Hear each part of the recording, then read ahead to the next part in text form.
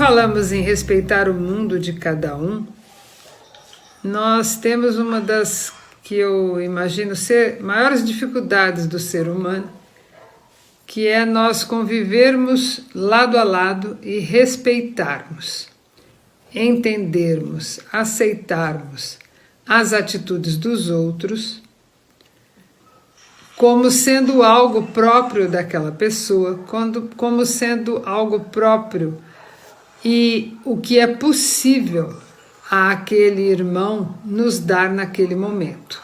Então cada um de nós exprime aquilo que tem em si, seja nas suas atitudes, seja no seu dia a dia, de todas as formas, nós vamos expressando o que nós temos em nós.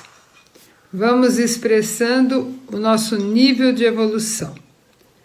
E assim, quando tudo isso se dá dentro de uma sociedade, seja dentro da família, seja dentro das cidades, dos países e do mundo inteiro, os conflitos ocorrem, as dificuldades ocorrem, e na sua grande maioria são as causas de todos os problemas que nós vivemos. Inclusive não só entre as pessoas, mas também entre os países. Quando um não respeita o espaço do outro, um não compreende a atitude do outro e não busca meios de conversar, de discutir o assunto e de chegar a um consenso. No Livro dos Espíritos, as perguntas dizem respeito ao fato de que nenhum de nós pode dizer que tem liberdade absoluta.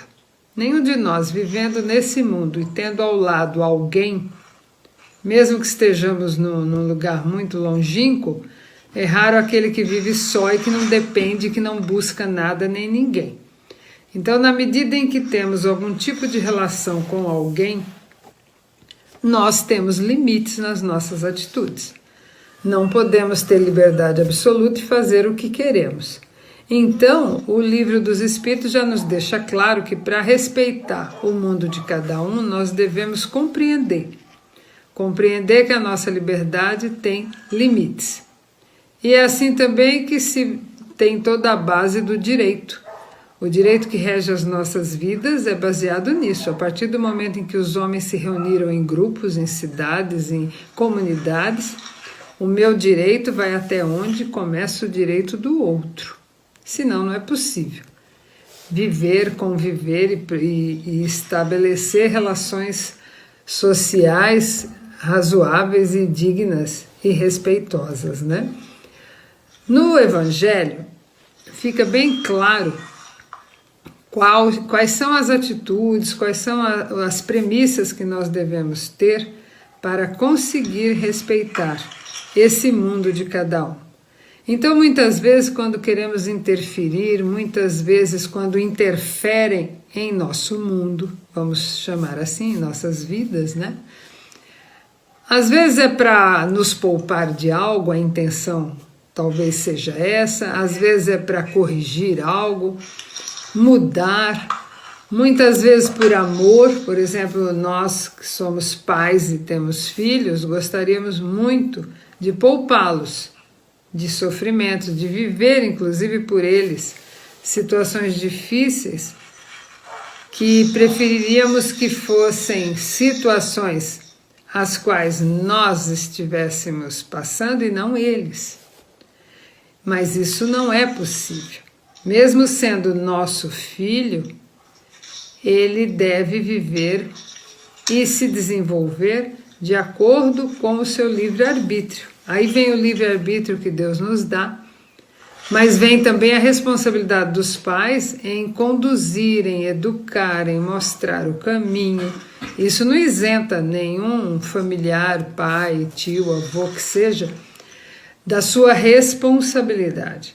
A sua responsabilidade em orientar aquele espírito sempre, não só na idade infantil, sempre orientar aos amigos, orientar e ajudar e oferecer exemplo, que é muito mais do que palavras, o que nós podemos oferecer e que mais efeito traz, é o exemplo que nós damos, muito melhor do que muitas palavras. Então, essa é uma responsabilidade da qual ninguém se isenta. Mas daí a interferir, a querer traçar regras para o modo de viver do outro, esse é o grande problema. E como fazer para não incorrer nesse erro? A atitude seria de aceitação, de compreensão, de que cada um está no nível de evolução. E estando no nível de evolução, cada pessoa vai trilhar um caminho próprio. Vai trilhar um caminho de acordo com o modo como ele optar por viver. E nós não temos muito como resgatá-lo em muitos momentos daquilo que ele optou, daquilo que ele escolheu. Então essa é a grande questão, para podermos buscar esse respeito ao mundo de cada um. E como fazer tudo isso, né? Como fazer para agir da melhor forma possível.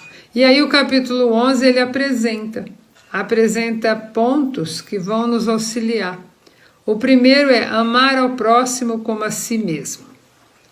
Jesus, quando esteve entre nós, ele não viveu em paz, né? Ele foi perseguido, ele foi injuriado, ele foi desrespeitado de várias formas.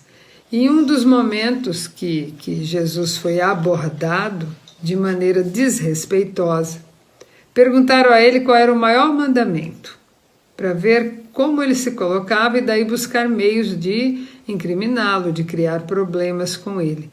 Mas Jesus, o Espírito superior a nós, sabia muito bem quais eram as intenções e tinha toda a cautela em responder. E ele respondeu: o maior mandamento é amar a Deus sobre todas as coisas e ao próximo como a si mesmo. E ainda esclareceu que esse era o resumo de tudo, de toda a lei do amor, de toda a doutrina, de tudo que Deus esperava de nós.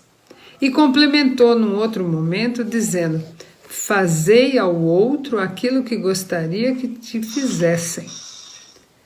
Então vem aí já parâmetros para a nossa atitude. Vou fazer a alguém aquilo que eu gostaria que alguém fizesse por mim. Então esse deve ser um grande norte nas nossas vidas.